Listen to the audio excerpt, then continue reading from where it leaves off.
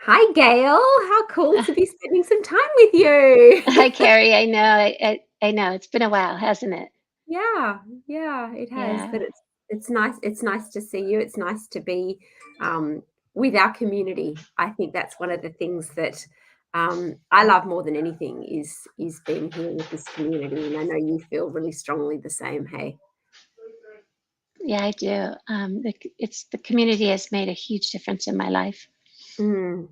I think one of the things about any sort of chronic health condition, but particularly lipedema, it's quite isolating. A lot of women that I work with this condition tell me that they feel kind of they've just sort of maybe in some ways shrunk back into themselves a little bit, and so don't feel quite so confident about being out and about and doing all those sorts of things.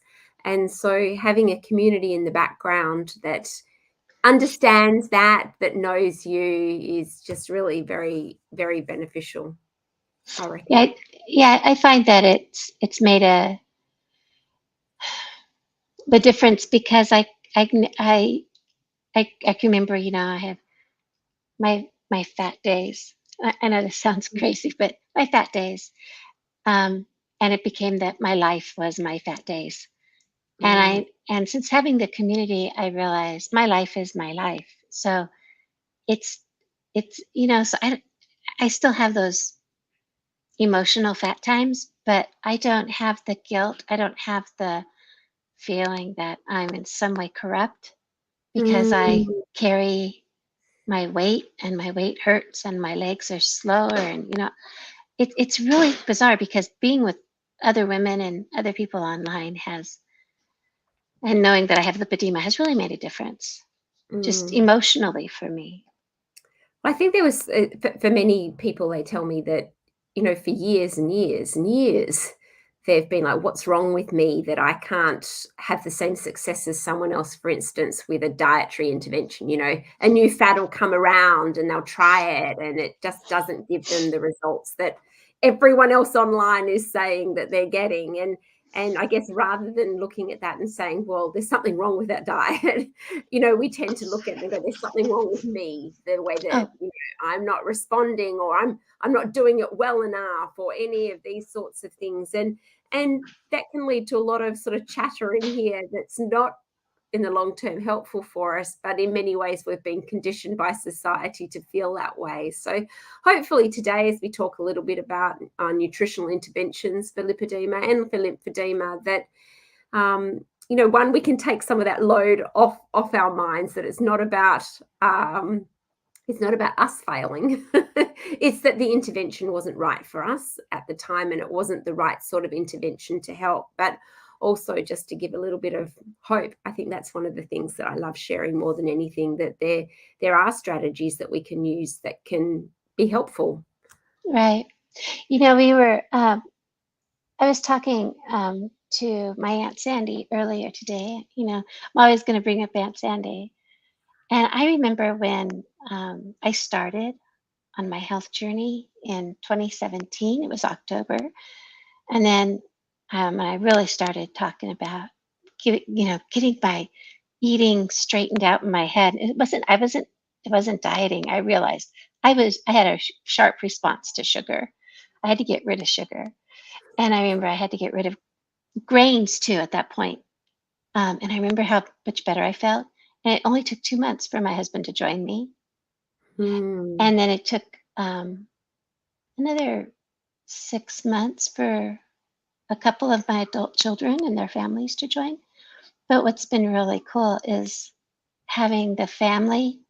mm, Me starting this health journey has made a difference in a lot of people's lives. mm. And I've gotten to meet you because I'm on this health journey, and I've gotten to meet. I know, seriously, Yeah. seriously. I've gotten to meet so many people because I started this health journey, Mm, and I've been able to meet people who help other people, yeah. right? And that's what's been so spectacular. So having the opportunity to really take a look and not look at myself as being on a diet, but being on my, I'm really sorting it all out on Mm, what things I what things make me respond and what things are pretty benign, you know? Mm. I love that So, you called it your health journey rather than a diet. You know, we mm, I think that there's so much like baggage around that word diet, and I really like to talk to people about we're just looking at different ways of doing things to really enhance our health, changes our perspective a little bit. Diet feels like it either we either are successful or we fail. Whereas really, a health journey, it's going to be up and down. We like right, you said, we're learning things about ourselves all the time. We might get an inkling that maybe I know one of the things you and I have talked about is dairy, but you might get an inkling that dairy isn't your friend. It's not supporting your health goals, and so you may intervene for a little bit and take dairy out of your eating regime and just see how you respond. And then later on, you might try to bring something back in and think, well, maybe cheese is okay, or maybe I could do yogurt, but I can't do cream, and sort of play around with it. And I think when we look at our way of eating in terms of it's constantly an experiment, we're constantly learning about ourselves, it takes some of that pressure off of getting it hmm, right, because really we're just looking at it with curiosity about how we respond. yeah, and I like that. We're looking at it with curiosity. We're not looking at it like, oh, I must do this or Mm, I can't have this. And I do have people who will say to me, "Oh, we're going to go out, Gail, but you have such a picky way of eating." And I'm like, "Do mm, I? I never, I don't think of it. I just know that for me, I know what I can eat and be successful, and I know what I make choices to eat that might cause me some problems. And but for me, I gave up the scales 2 years ago, and it was it was very difficult to do. But when I did it, I did it. I just finally did it, and I can tell you, it's it's liberating mm. to be able to do those sorts of things, to look at this not as I'm gaining weight, I'm losing weight, I'm gaining weight, I'm losing weight, I'm gaining weight, I'm losing weight, I'm failing. Because I Yeah. looked at 62, so I was 57 when I started this, and I had already spent uh, 45 years Mm, dieting, at least 45. yeah. Yeah, Yeah, that and so story is not uncommon in our community. no, Right from a young age that we've been, conscious of that maybe our bodies don't look quite the same as other people, so we feel like we need to constantly intervene. And I can't promise that we don't need to continue to intervene in some ways, of course, because we do know that for lipedema and lymphedema that there are some key strategies that can help. I do have some PowerPoint slides okay, this morning. It's this morning here in Australia. It's evening for you, so this evening, okay, I've got some slides that I just want to share. Some of what I talk about will be very familiar. I can see we've got some familiar faces joining us on the Facebook Live today. There's some names that I haven't seen before, so hi to those that are here on the call. But we will be chatting a little bit about my perspective in terms of nutrition. We will be talking a little bit about our small group coaching that's coming up. We have another group of another cohort, ideally starting this weekend, Sunday night in the US, Monday here in Australia, about how to implement some of these dietary recommendations. But really, I guess I just want to give you a bit more of an overview today about how I see nutrition being just one more piece in a big puzzle in terms of trying to manage things like lipedema and lymphedema. yeah, and Carrie, sorry about somebody dropped something in my kitchen. Um, when you said we're seeing some of these faces, some of these names that are popping up that you recognize. One of the reasons that we see so many of these names that you recognize, and I probably recognized more of them than you do because I've been on these lives so much. Right now we have 48 people in our audience, which is spectacular. That Mm. means that you're reaching out to maybe 12 people that we see names of, but we also know that you're reaching out, to 36, 40 more people that we're not recognizing the names. And hopefully someone who's on here who's new is going to go bing, and a light's going to go off. And those people who've already been here, um, and who have already tried keto or who have already tried some of these things, you have another webinar coming up Yeah. Friday, talking Yes. about next steps and things like that. Mm. Um, and I do want to tell you, and I'm going to show this to you, and then we'll we'll go on. Fiona, Fiob, who's from New Zealand. She says, for those of you considering whether joining sessions with Carrie, I have found her advice and coaching to be very beneficial. And Oh. there are other names on here that I know who rave about your help, your coaching style. Hmm. So with that, what would you like me to bring up the slides, Carrie? Yeah, yeah, Okay. fantastic. And I'm going to step out, but I'll be in the background. Okay. Okay, sounds good. Bye. Bye bye. Yes, so actually, I was going to start by posing the question, nutritional interventions, do they help? But Fiona's obviously just shared that. Julie has also shared that she's, found some success by lowering her, daily intake of carbohydrates. And I know that there's some others that are here that have also tried these interventions. So if anyone else wants to put any comments in the chat about how they've found nutritional interventions, and the role that they've played in their broader management of lipedema. I'd love to hear some of your comments, but we are just going to potter through a couple of slides here and then hopefully have some time for questions or comments sort of towards the end. I often talk to people about lipedema being what I would call a perfect storm. And so let me just kind of run through a little bit of background, because I think by getting some background information together, it helps us see how a nutritional approach can just be one more beneficial piece in this puzzle. So at the moment, we don't fully understand exactly what causes lipedema. We don't know that for 100%. Of course, the research into lipedema has really just exploded in the last 10 years or so, even though it was first written about in the medical literature back in the 40s.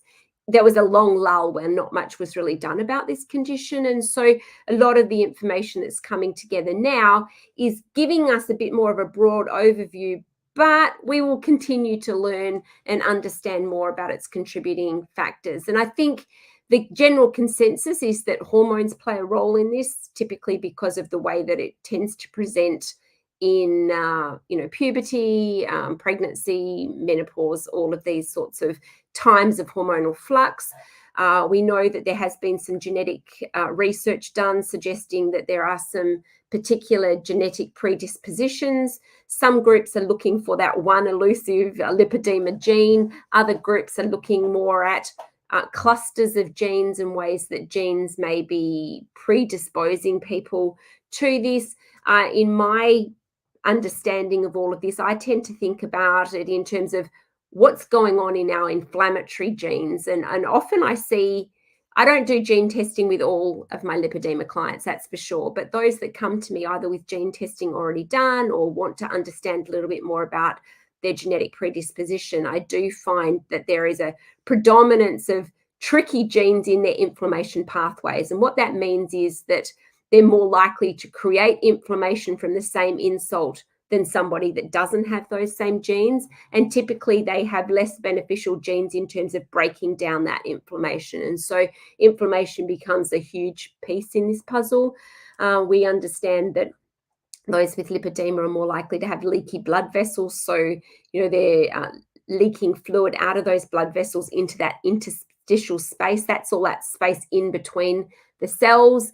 And then there's impaired lymphatic return. So they're ending up with more fluid in and around those cells. And I tend to I guess, simplify it by thinking about that fluid that oozes out of those blood vessels is kind of very protein rich. It's like adding fertilizer in and around those cells. And so if there's already inflammation and we've got more of this fluid that's potentially encouraging everything in that area to grow, then that creates some real challenges there. And of course, there's some lifestyle factors that potentially make a difference here as well. And so what this tends to do, and this is really just my way of conceptualizing this, that all of these factors tend to come together in this perfect storm and create, I'm using the term fat cells. I really don't like using that phrase because I think it's just, I think it's a bit jarring to us in this community. But just to kind of differentiate, we have lots of different sorts of cells, and the ones that are designed to store fat are the ones that tend to become enlarged and they start malfunctioning based on all of those factors that we've mentioned before. That then leads to a lot of inflammation in and around those cells. Typically, those cells then become fibrotic or like scar tissue. They also then start releasing what we call pro-inflammatory molecules. And this just creates like this, party sounds the wrong kind of word because it's not a fun thing, but it's sort of lots of action happening in and around these cells. Just recently, it's been suggested that maybe there's some hypoxia that's happening in and around these cells because of all of this kind of things that are going on around those cells. And this hypoxia then further damages the cells, which leads to more inflammation, which causes more enlarged and malfunctioning fat cells, which over time kind of contribute to this ongoing progression of lipedema. And so, like I said, this is just a simplified way of trying to explain what's going on, but it certainly becomes a vicious cycle that you get these malfunctioning fat cells that become inflamed and damaged. They produce more of these pro-inflammatory molecules that contribute to more inflammation, that just this cycle sort of goes on and on and on. And so hopefully by giving you this sort of explanation, and I know there's many that are on the call that are, very aware of how lipedema develops and progresses, but for those that may be new to their diagnosis or new to thinking about various different interventions that you could use, hopefully this gives you a little bit more idea that this really isn't your fault. It's not something that you have done.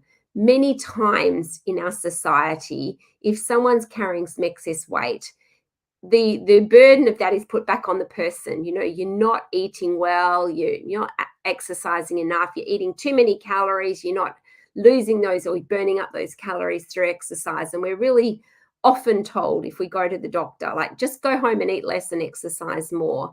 But this really is about a malfunction that's going on in those fat cells, in those adipocytes, that lead to this vicious cycle. And like I've said, it's the genetics, it's the hormones, it's the leaky capillaries and impaired lymphatics. And then it's this other layer of inflammation that's going on in and around all of these tissues. And I think we really need to focus on this, that this isn't something that we've done, but there are options in terms of how do we break this vicious cycle. Now, in terms of what we understand is helpful for lipedema, we talk about things like manual lymphatic drainage, wearing compression garments. We know that exercising in water in particular is really beneficial for this community.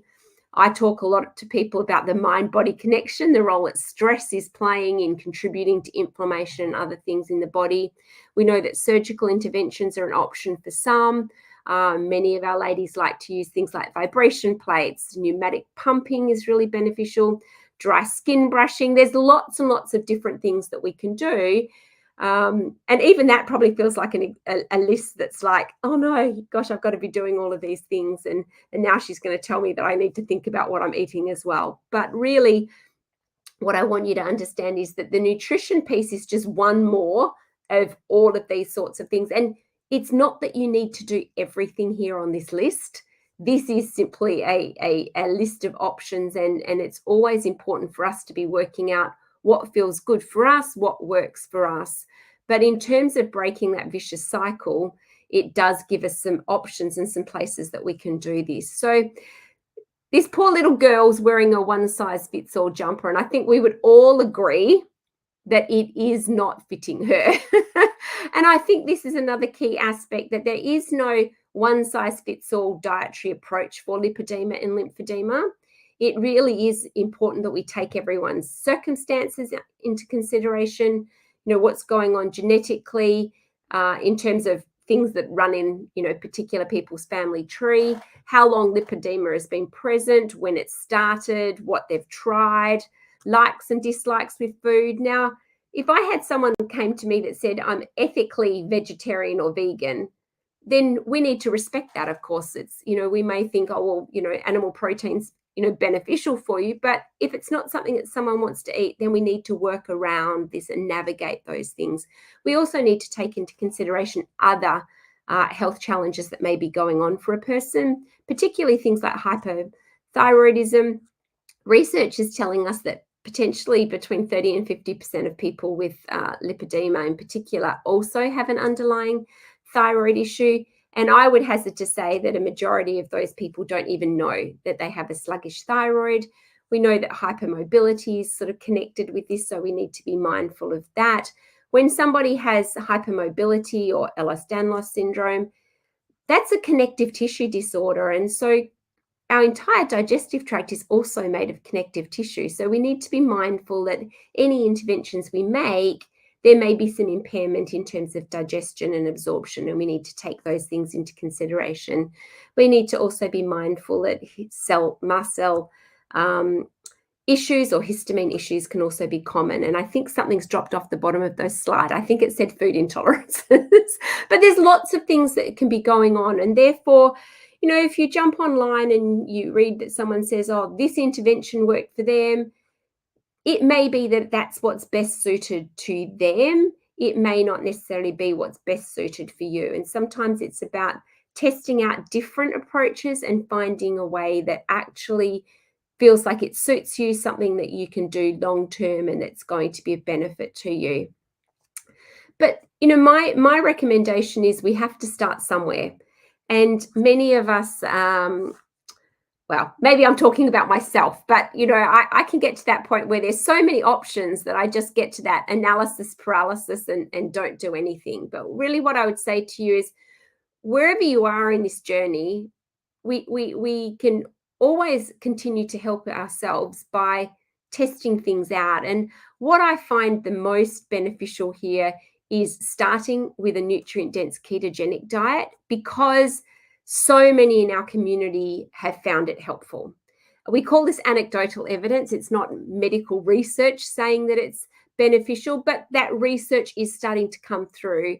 From the time that Leslie and Keith and Catherine wrote their ketogenic diet for lipedema hypotheses, there's been other research that's been presented too. Some of it was done in Poland, where they were looking at a low-carb, high-fat diet and comparing that to a moderate carbohydrate, moderate fat diet. And they found that both of those had some weight loss benefits, but the low-carb, high-fat way of eating had far more benefits in terms of pain reduction. And so when we're trying to think about an intervention here, we want to think about where it can intervene in that vicious cycle. If you remember back to that picture I showed earlier, inflammation is a really key driver in what's going on in this. And so any way that we can bring down inflammation, reduce pain, it's going to have some profound benefits for us. And so the reason that we say let's start by testing out a ketogenic diet is because of its inflammation lowering benefits.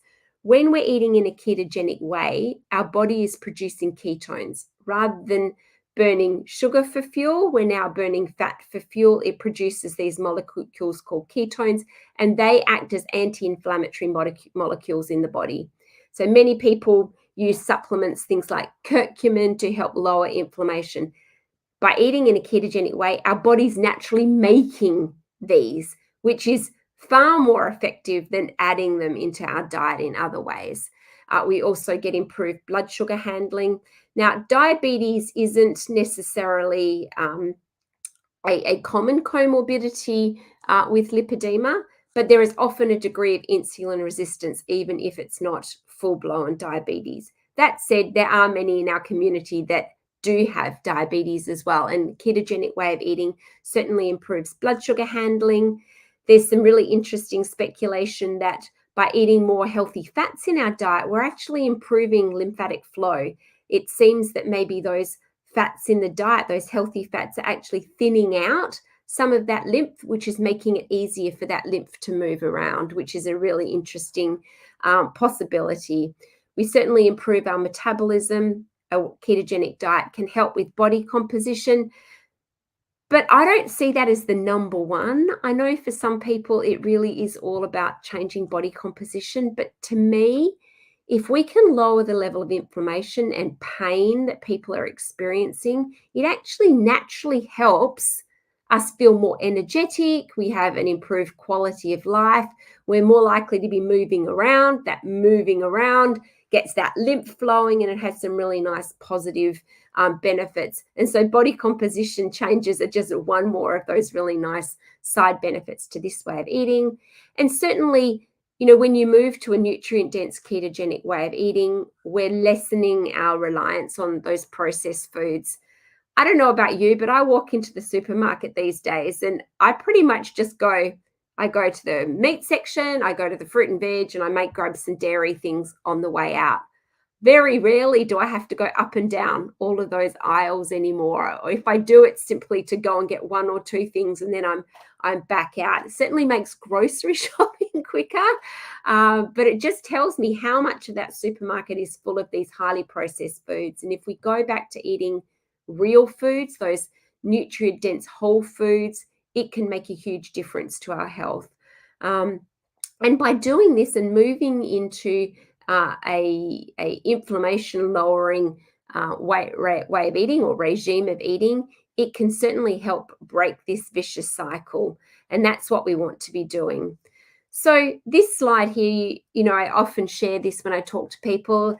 There's lots of different ways that we can intervene in terms of dietary recommendations. It depends really where somebody's at the time about where their next step is. So if someone's eating just a normal everyday Western diet, it may be hard to jump straight to keto. They may need to kind of take some baby steps there, just move to a carbohydrate lowering kind of way of eating, and then maybe test out a little bit of keto before they're ready to really jump into an experiment at this. And let me just stress, this is an experiment. We would want to be doing this to test out how our particular body responds. It's a convoluted path as we try and change our eating habits, as I'm sure many here can attest to as they've gone through this process. Sometimes it can feel like a couple of steps forward, then a couple of steps back as we try and navigate how to manage this eating out, eating at friends' houses, how to make it work for us and our budget, all of those sorts of things. But it is a little bit tricky to stay on the path, but it's not undoable. It's certainly something that can be managed. And that's one of the reasons that, I am here affiliated with Lipedema Simplified as a nutritionist to help people. It's not always easy to make changes in the way that we're eating. Sometimes there's a little bit of reluctance on the part of our families or people around us. And sometimes that can be tricky to navigate, and it's helpful to be doing this with some support. Many of the people that you talk to, that if you tell them, oh, I'm testing out keto, they'll think like this picture up here that the top picture is all that you're eating. It's bacon and cheese and cream and all these sorts of things. And whilst these sorts of foods do have a role in a ketogenic diet, they don't have to be the bulk of our ketogenic diet. Fiona's just put in the chat, I picked the in-season vegetables, then go home and Google keto veg. So nice and yummy. She also grows vegetables in her garden. So yeah, I highly encourage everyone to have at least a herb garden, if that's all they can have, even just if it's in a pot outside their back step. Grow some parsley, grow some basil, oregano, these sorts of things, so that you can be adding fresh herbs to your food. But, we do want these green and fresh foods that we can include in our diet as well. And we do want to make our eating regime as healthful as possible. We also want it to ultimately be sustainable. If you find that a ketogenic way of eating is beneficial for you, then you're going to want to be able to do it long term. This isn't something that's just a short-term intervention, make a few changes and then go back to what you were doing. It does need to be something that you take on board longer term. We do often tweak around the edges to make it work for us, but we do need to make it sustainable. And I'm all for making it personalized. And going back to that slide I showed before, that involves knowing what other underlying health conditions that you may have or that you may suspect you have. We need to be supporting all of these health conditions, not just potentially the lipedema. And I think by personalizing it, we can see that particularly for lipedema, there's some things that may be highly encouraged in a general ketogenic diet that may not be quite as helpful for us. And so we do need to personalize this for more what I would call a lipedema-focused ketogenic way of eating. So how can we at Lipedema Simplified help you get started or stay on the path? We have our next small group coaching starting on Sunday, like I mentioned before. This small group coaching program is really designed to help people who are new to keto or who have tried keto in the past and felt like they were floundering, they didn't quite know what they were doing, and just want some additional support to really come together as a small group. And this is a small group up to about 6 people. We're not talking about a big group where you don't get to really share. This is about bringing it right in and saying, let's as a group do this experiment together where we test out stepping into a ketogenic way of eating. As part of the small group coaching, we have 3 one-hour live group coaching sessions. We then have 3 live Q&A sessions as well. And if people can't join live, these sessions are recorded, so you do have access to them afterwards. But we would encourage you to attend live as much as possible, because that way you can ask specific questions. This is very much, we're in the thick of this together, and we try and navigate it together. We also have a private Facebook group that you can post questions in between sessions, and like it says down the bottom, you can watch the replays later on, and this can be really helpful too. We know from research that we often need to hear the same thing multiple times in multiple different ways for it really to sort of get into our psyche. So it's helpful to be able to re-listen to some of these sessions as well, especially the sessions where we're kind of explaining and laying out how to really improvise how to implement a ketogenic way of eating. And so as you'll see here, this is a very reasonable price point to get 6 hours of coaching. Just a one-on-one session with one of the coaches with Lipedema Simplified can be somewhere up around the $190 odd for 2 45-minute sessions. But here you're getting a full 6 hours plus any questions that you may post in the Facebook group. You're also getting handouts and recipes and checklists and assessments. Anyone that's done it will know that, it's like, oh, I have an assessment for that. I work as a nutritionist, seeing a variety of different sorts of clients. So I have a lot of experience in all sorts of other conditions as well as just lipedema. But really what I want you to understand is this is a program that's specifically designed to help ladies in our community to come together as a group. I think there's some really nice synergy that happens when you feel like you're doing this with other people rather than just doing it on your own. You've got people to bounce ideas off. You can ask questions like, how would I make this particular meal more keto friendly? And that's one of the other things that we like to do in this group is think about the sorts of meals that our families like to eat. And then how do we adapt those to fit in with this current sort of eating experiment that we're doing? And that's where I feel like there's some real power that comes from the group. So if this is something that's interesting to you, please go check out this link. I think Gail's put it in the comments here, but we'd love you to join us. We'd love to have you as part of the group. I guess I'm going to throw it open now to any questions that you may have about how keto is helpful, how to implement, what to do with keto if you're having some struggles with it, and really ask me some general questions. I did see some pop up in the chat, so I might go back to the beginning of the chat and just see what those questions were. I think there was one about cholesterol. Okay, so Sue asked, how do you lower cholesterol if you eat so many eggs on keto? Oh, Gail, this question comes up all the time about eggs and cholesterol. I do actually think we need to comment. Cholesterol in eggs has little impact on high cholesterol. What Anita's saying is actually really valid, that most of the cholesterol in our bodies is made inside of our bodies. A much smaller component of the cholesterol comes from the food that we're eating. Often cholesterol is made as a result of inflammation. Now, you're right. Often when people move into a ketogenic way of eating, say in the first couple of months, cholesterol does tend to go up on blood testing.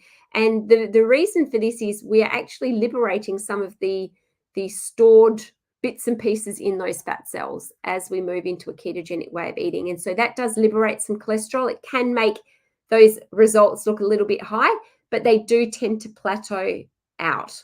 There are some people that they don't plateau out for, but for the vast majority, they do. And typically as a nutritionist, I look at things like triglycerides first, even before I look at the cholesterol level. I want to see those triglycerides lower, which is the fat in the body.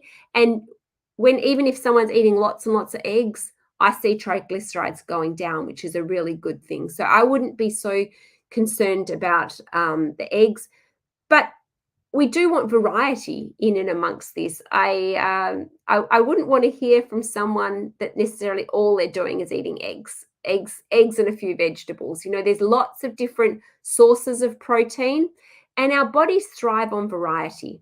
So, you know, maybe eggs for breakfast today, but it's not eggs then for lunch and eggs for dinner as well.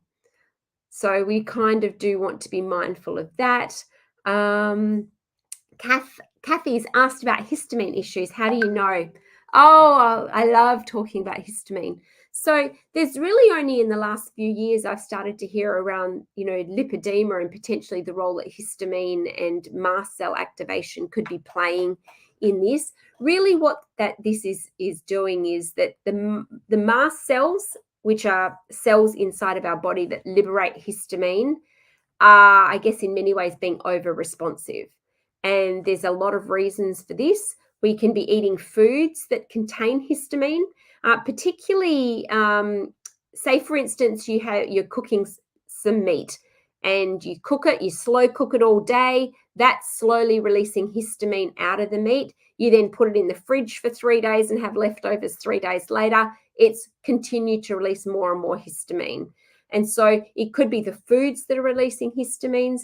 There's also foods that are common even in a ketogenic diet that actually they don't contain histamine, but they help the body to liberate histamine. And if we get too much histamine, it starts to cause all sorts of symptoms. And often the most common one that we're aware of in terms of histamine, say for instance, you get a bee sting, you know that a lot of histamines released, it gets red, it gets painful, it gets itchy, it gets sore. When that histamine is being released in the body, it can cause all sorts of different symptoms. So it can cause rashes, it can cause itching, pain, those red, itchy eyes, these sorts of things. You know, people that get allergies, hay fever, these sorts of things, that's a histamine response. But we do have some speculation that it also contributes to that inflammation that's driving some of this lipedema cycle. So how do you test for it? That becomes a little bit more tricky. I use a bit of a questionnaire with people and say, do you have these sorts of symptoms? And the more symptoms that a person has, the more likely it is that histamine's playing an underlying role. And it can also be playing a role in things like bloating and digestive distress as well. That histamine can get liberated anywhere in the body, and wherever it's liberated is where we tend to get those symptoms. And so what we do about it is, if we suspect it, we test out a histamine lowering diet. So we're really looking at minimizing, not necessarily fully avoiding, but minimizing those histamine containing foods and also those histamine liberating foods. And really, again, like I'm saying with keto, we just test it out, we experiment and see how our particular body responds. Now, I've had some people that have had some amazing results in terms of lowering their body's histamine burden. But one of the things that has worked most successfully in my practice is actually helping to do some gut healing work. It seems to me that when there's some issues in the gut in terms of some of that bacteria being imbalanced, it's also contributing to that histamine load. And we know that there are some particular microbes that do play havoc in terms of this histamine. And if we can bring back balance to the microbiome, then by default, we are having a positive impact on the immune system as well, because a lot of immune system tissue sits just underneath the lining of the digestive tract. So anything we can do in one area has some beautiful flow-on benefits to the other. So, Kathy, that was kind of a long-winded way of explaining a little bit more about histamine issues. There's a pretty cool test, and it's certainly not a diagnostic test, but if you run your finger along your arm like this, if within about a minute that comes up a really red line, so some people, they'll just be able to faintly see where that line is. But if it comes up as a really like solid red line, that kind of tells you that the body's liberating a lot of histamine. And that kind of, like I said, it's not diagnostic, but it's just one more thing that I start to think, okay, maybe histamine's part of what's going on. Maybe we can bring some strategies in to lower the body's level of histamine and get some improvements in lots of different areas of a person's health. So now we're all going to be looking at our arms, right? Okay, we'll come back in a minute to that. Kathy was asking, how is Jenny Craig and those types of things? So there's a lot of different dietary interventions that people can make for a variety of different reasons. Jenny Craig tends to be one of many that are based on the whole calories in, calories out paradigm. And they certainly work for a lot of people. You know, if we took across the population, there are a lot of people that could say their life changed by doing something like Jenny Craig, or we have one here in Australia, Light and Easy, where they deliver meals. I don't know whether that's a worldwide thing, but they have a lot of success. It doesn't feel like our community benefits anywhere near to the same degree from the calories in, calories out. I mean, I just hear it over and over and over that they've given it such a good try, but it just doesn't seem to make enough difference. And maybe that's because it's, even though it's a calorie restricted diet, it still contains some of those foods that are inflammatory for us. And that's about trying to work out what's inflammatory for us in particular, rather than across the board. Everyone looking at your arms again? Anyone notice anything? I'm curious now. I'm going to jump right through to the end. Did anyone notice that their line, they got red? No. See, all good. Okay, so other questions. What else did we have here? Oh, Julie's mentioning that Jenny Craig is higher in sugar and lower in fat, which, yep. Julie, you're like answering all the questions for me. Good on you. And it's wonderful to see people that have really embarked on this journey, the amount of knowledge and wisdom that they've gained over this journey that they're then able to share. And that is the beauty of this community to me. It's not, I know more than other people. It's like, I'm here to help you. I often when I talk about our small group coaching, I talk about it as being like, we're all trying to climb Mount Everest, and I'm just like a Sherpa. I'm just helping to guide you, because you're the ones that actually have to do the work. But in this community, in Lipedema Simplified, we have so many Sherpas, don't we? People that are trying to, that have, a little bit further along the journey, and they're just trying to help everyone else come along. I love it, love it, love it, love it. So Kathy's asked a question. She said, I have an eosinophilic esophagitis.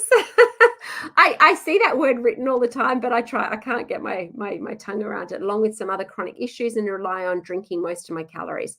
Because this is a struggle to get anywhere near the amount of calories I should. Do I have any suggestions? Yeah, and you're right. It is really hard to eat enough calories or to get enough calories in when there's various different issues, especially if swallowing is going to be challenging for you. I guess my question would be, and if you don't mind just sort of responding to that, what sort of things are you drinking? Are you relying on some of those drinks like Ensure? I don't know. Do you have Ensure there in the US?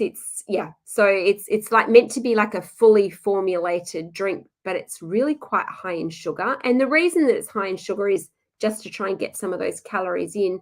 But Kathy, what I would be encouraging you to do is to try and think about foods that you can eat that have already become softened. So like really slow cooking things. So trying to get more protein, things like that in. Yes, you can certainly do some smoothies, but I would be mindful about what you're adding into those smoothies, not too much of the high sugar fruits, these sorts of things.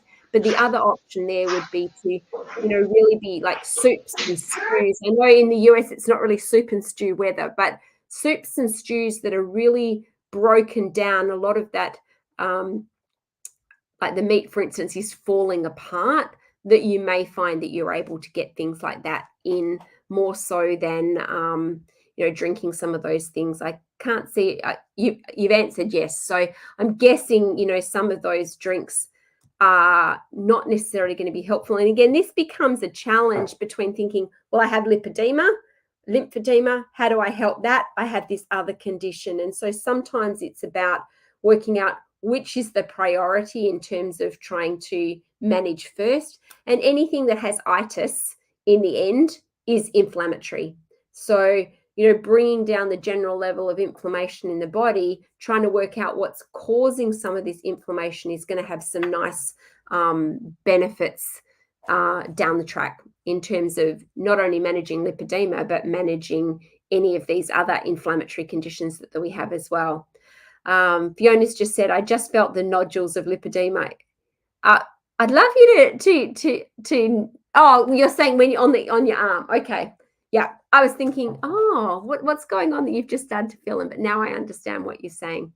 Kathy says, I have a thick, bright red line and am newly aware I have histamine issues thanks to an integrative doctor. Yeah.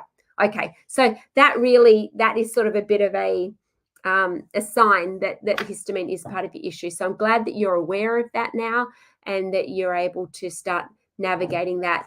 Again, that histamine issue could be playing a role in the inflammation in your esophagus as well, because it can be happening anywhere in the body. It's where is our particular Achilles heel, and that's where those histamine issues are going to rear their ugly head, I suppose, and lead to inflammation and potentially swelling and irritation, all of those sorts of things. So I'm glad that you're on board with doing that.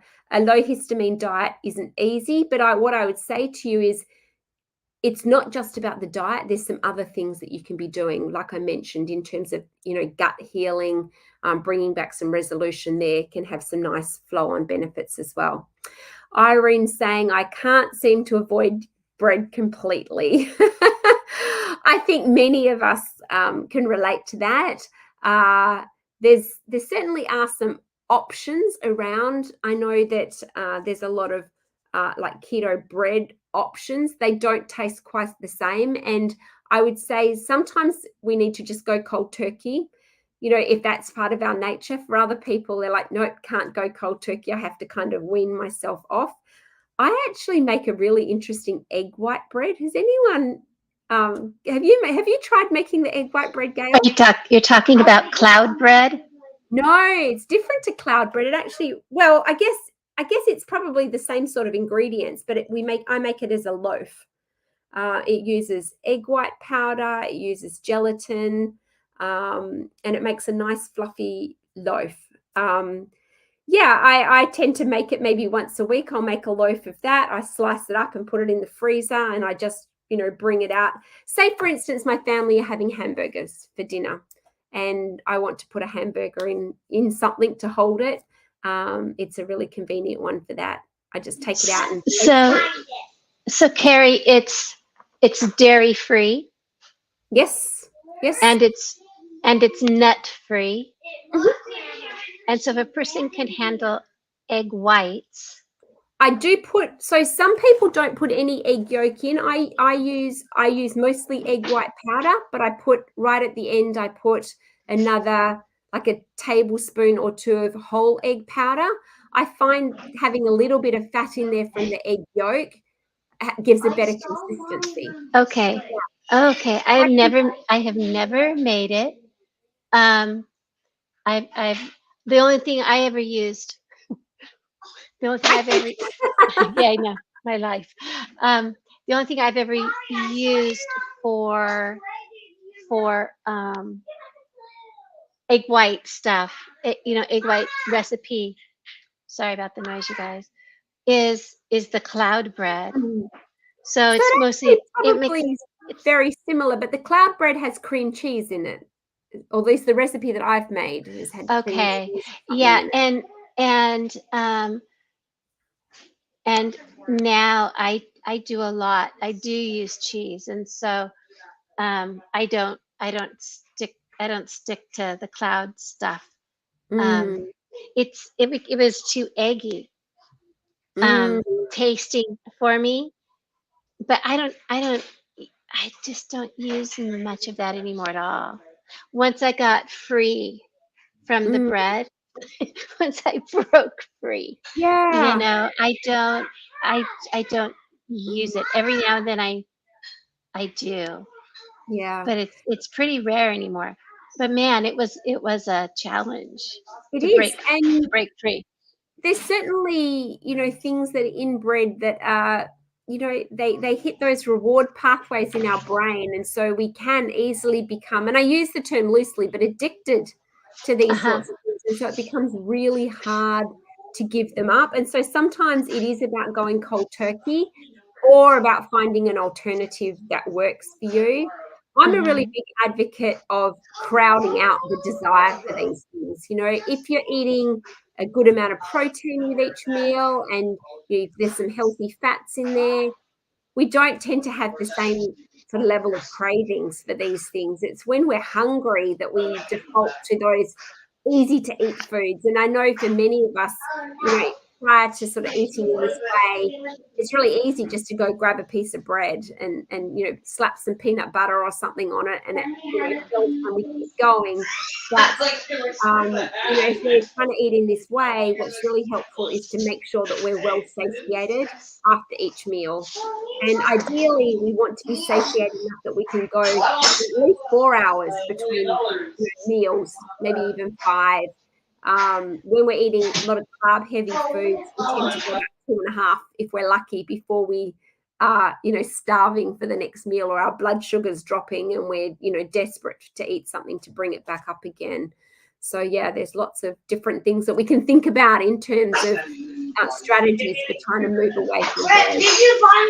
So Paige is a fairly new member. I met her during Lipedema Awareness Month, and she's like, "Oh my Lord, I'm going to be eating cloud bread for dinner tonight and lunch tomorrow." I had never heard of it.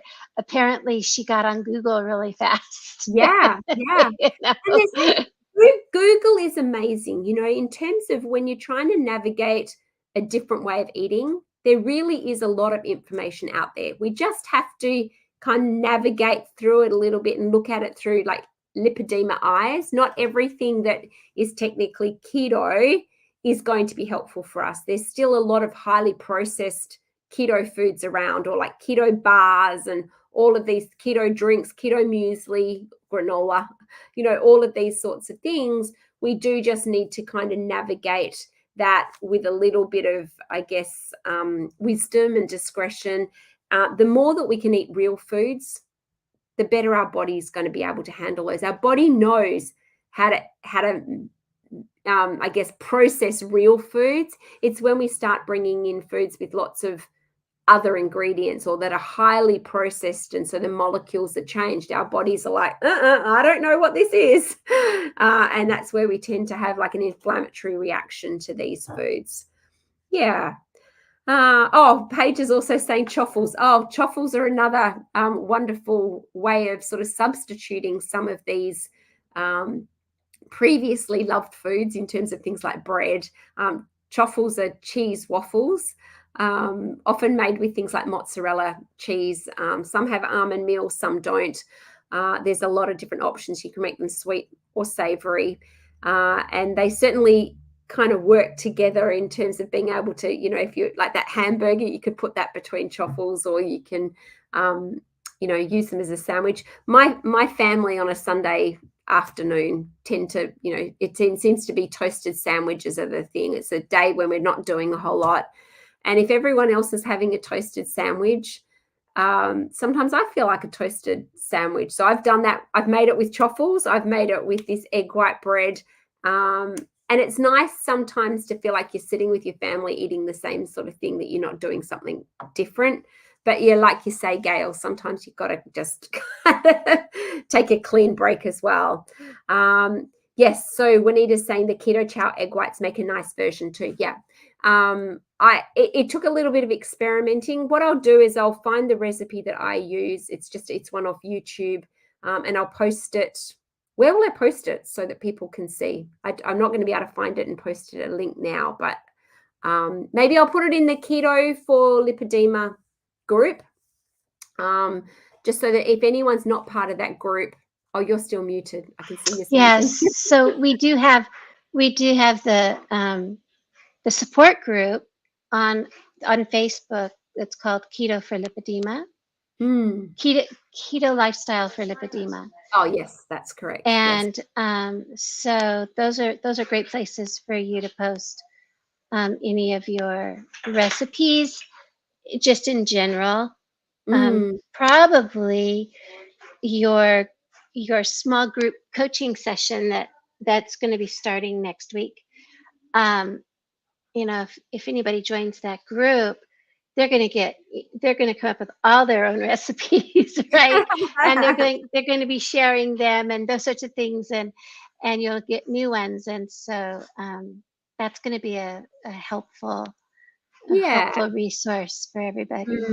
So, but I will share the recipe in that keto lifestyle for lipedema, because I know that there's some here that have been part of our small group coaching in the past, and that would be keen to give it a try. It does take a bit of experimentation. I have had some flops, but I've had some amazing successes with it too. And so it's nice to have a pretty easy to do option.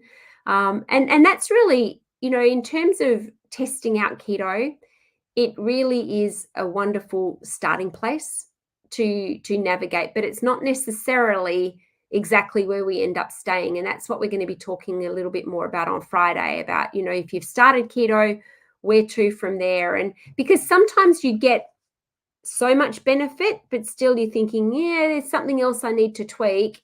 And it's about thinking about that. And, for instance, histamine is one of those areas that sometimes we need to kind of keep tweaking.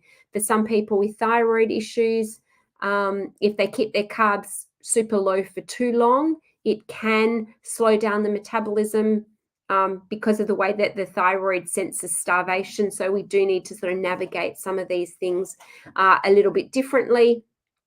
But, it's all very personalized. It's, what's right for one isn't right for everyone. And so that's where it's really helpful to have a group, a cohort that you're doing it with, that you can sort of bounce ideas around and go from there. So yeah, it's been lots of fun being with you. Paige just said she can finally use her cream of tartar. Oh yes, so cream of tartar is one more ingredient in some of these things, because they make the egg whites more fluffy. So yes, that's great. And Juanetta, I'm really curious about your chicken Choffles. Do you use, I've heard about this, but I've never done it. So some people use like tin chicken. Is that what you use? I'd love to hear what you're doing. Or do you cook your own chicken and shred it? Just curious if you're still on the call.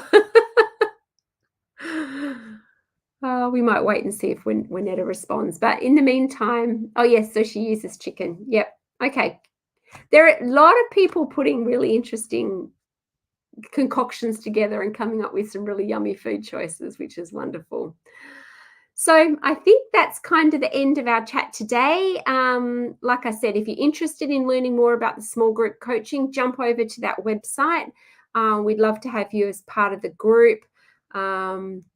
It's a it's a fun place to be. We have lots of laughs together. Okay, so Mineta's saying she either uses canned chicken or a carcass and picking it off.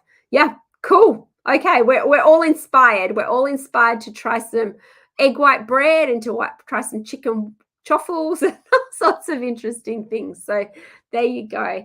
If anyone has any other questions for me, you're welcome to reach out to me personally. So I'm Carrie at Lipedema Simplified.org, lipedema-simplified.org. You can email me and ask me some questions either about the small group coaching or about what it involves. Otherwise, yeah. Oh, I've just seen Julie's responded. I do Instant Pot 0 minutes. Julie told me about this and it's amazing. It was like my world opened up to me in a new way of doing chicken in the Instant Pot. I can't remember, Julie. It was Jack and somebody and Jack.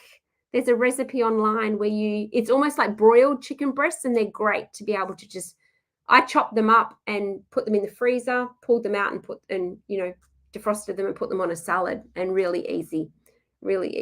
Oh, Amy and Jackie. I knew there was a Jack in it somewhere. So if you Google Amy and Jackie, 0 minutes chicken breasts in the Instant Pot, just put those things in.